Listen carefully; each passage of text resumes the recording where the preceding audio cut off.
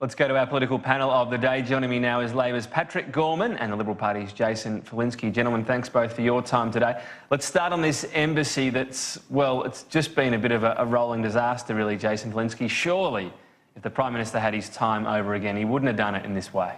Well, why would... Well, Tom, I disagree with that. I mean, Australia should be free to determine where it places its embassies in its national interests. I don't think that we should, in any way, shape or form, bow down to overseas pressure.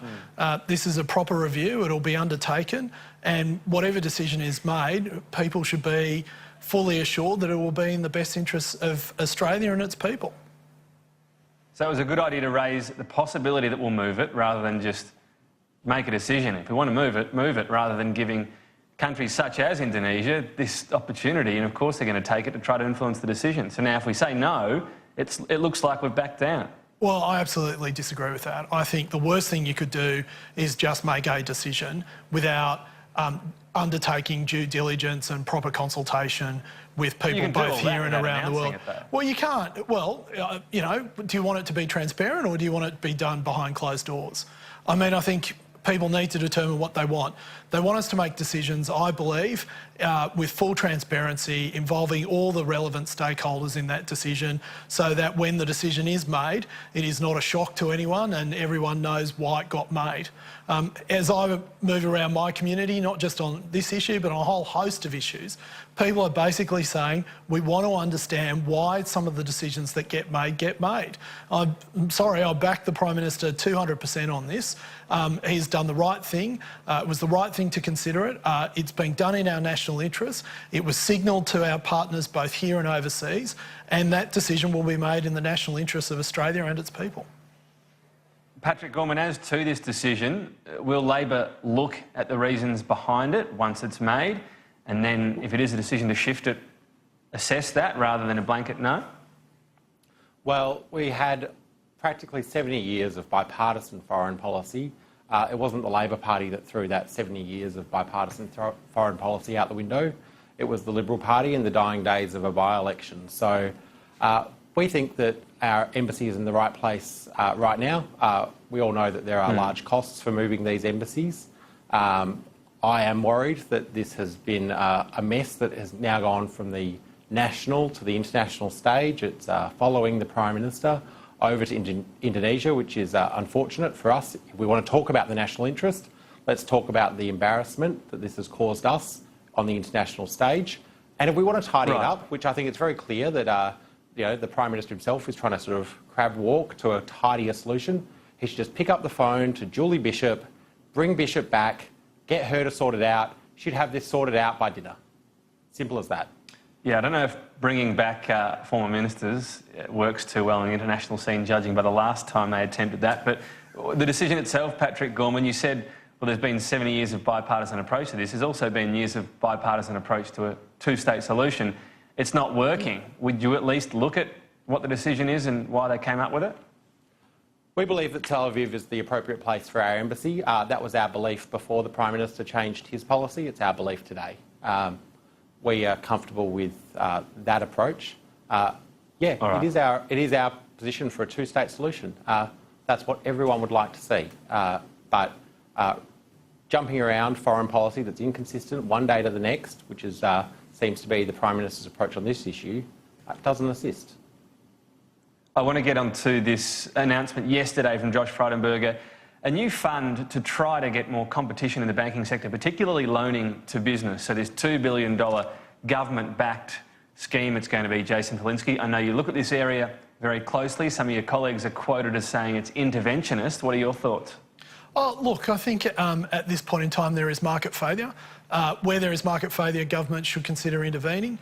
The reasons for that market failure can be discussed until the cows come home. What is required now is small business needs access to capital. The federal government is stepping in with a government guaranteed debt market, which will be securitised and assessed by smaller financial institutions, although I noticed the NAB coming out in favour of it as well. It's an important and critical moment, I think, in our history to be providing this important capital injection into the marketplace at this time. And by the way, creating more competition into the banks. Sorry, Tom, I missed that. Do you have any issues with this particular approach, though? Any at all? You're totally happy with what's been outlined? No, look, it's without doubt that we're going to have to be very careful in the details because we are using taxpayers' money to do this. It is government guaranteed. I know Josh very well. I know that he sweats the details. You don't want to be in a position where you're writing a blank cheque for financial institutions to be out there selling debt into the small business market without us having the proper checks and balances in place to ensure that we are protecting the taxpayers' funds when we're doing that. But we have learned. Sorry, Tom.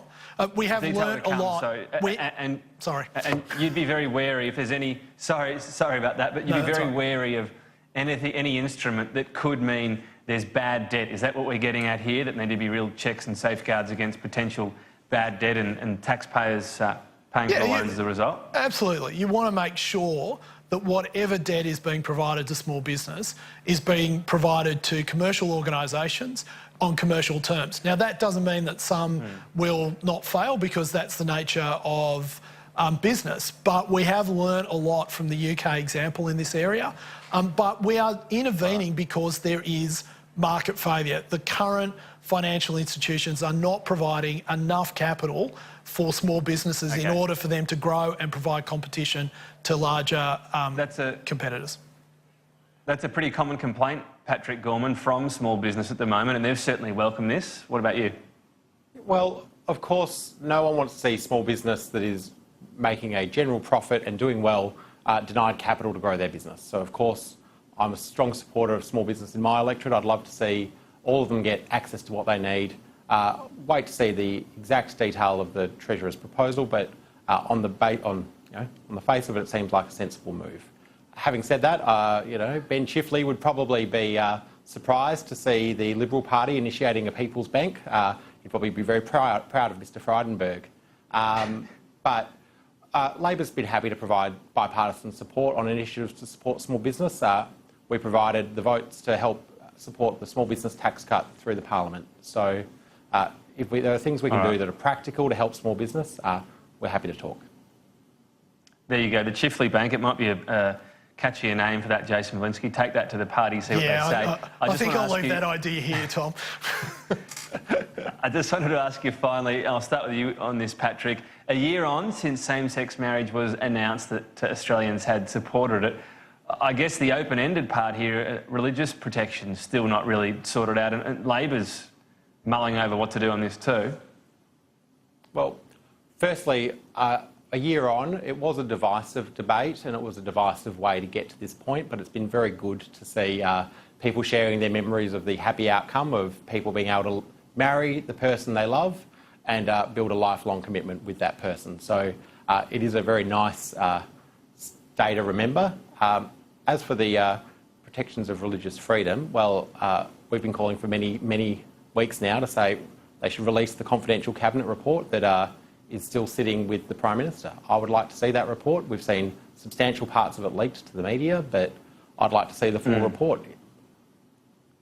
Well, just on that point, actually, Jason Falinski, you said let's make the decision on the embassy with transparency. Why can't we see this report? Yes, I was wondering if you were going to bring that up. Thanks, Tom.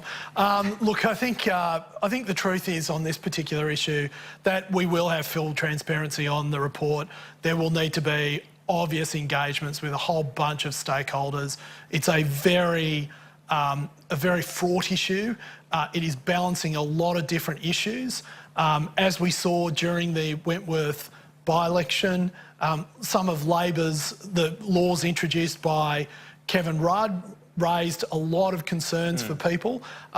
So, getting this balance right in a very difficult area is going to take a lot of time, a lot of consultation, and frankly speaking, a lot of patience and maturity from everyone involved because it is fraught. So, look, we're aware that the report's there. Sorry?